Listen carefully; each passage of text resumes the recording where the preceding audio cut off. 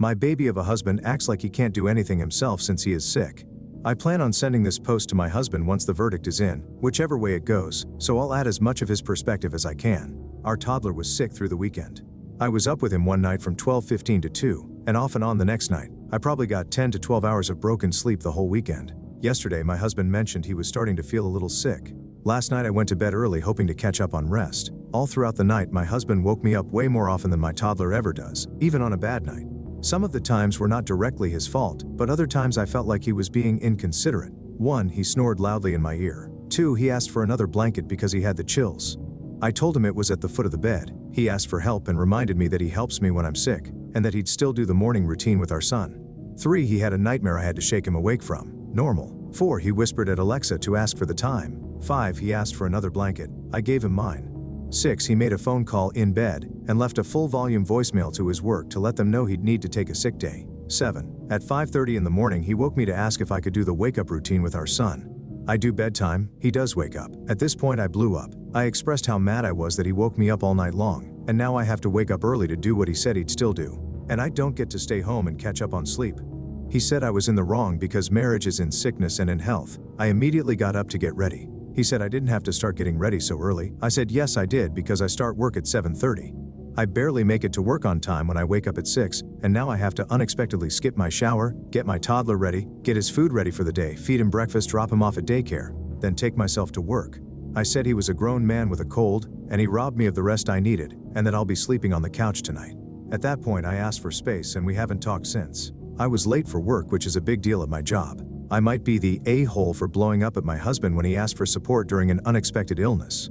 Update, requested info. He's sick, be nice. I agree, and I also felt unwell. I was never mad at him for being sick. I was mad about the wake-ups and the last-minute change in plans that could have been avoided with better communication. Grace and empathy should go both ways. Wait until it's your turn to be sick. We have been together 10+ years and we each have the same standard of self-sufficiency, but we generally help each other when sick. Soup, tea, meds, the works.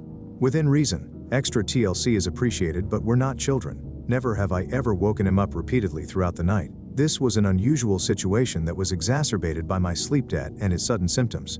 Why didn't he help you over the weekend? He did help a lot during the daytime on the weekend to give me rest breaks because I did the overnight wake-ups, but that does not include naps. I find it extremely difficult to take naps and he knows it. My mind just doesn't turn off until bedtime.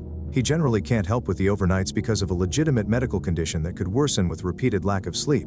Husband does all the wake-ups and lets me sleep in on the weekends to make up for the overnights. Why didn't you sleep in the guest room? We don't have one anymore. Why didn't you take the couch if he was sick? Symptoms didn't hit hard until after we went to sleep, which is why we didn't initially sleep separately or change the morning arrangements the night before. Why didn't you take the couch after the first few wake-ups? I'm used to a few wake-ups. I wasn't expecting the next 5. Once I'm physically up, I'm mentally up.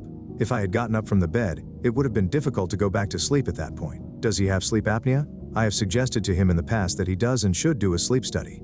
He hasn't yet, and I'm not going to make an appointment for him. Snoring and nightmares aren't his fault? I already said they weren't. The nightmares are regular for him. We sleep separately often because of them, per my request. We'll go months sleeping apart, but then he'll say that he doesn't sleep well alone, and since we only have the couch as a separate sleep space, I often cave and let him sleep with me again.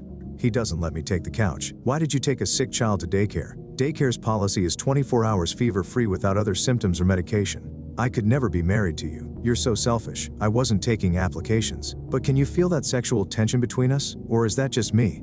Update, husband saw the comments and guaranteed me uninterrupted sleep going forward. I again offered to sleep on the couch, but he insisted he take it in the baby monitor.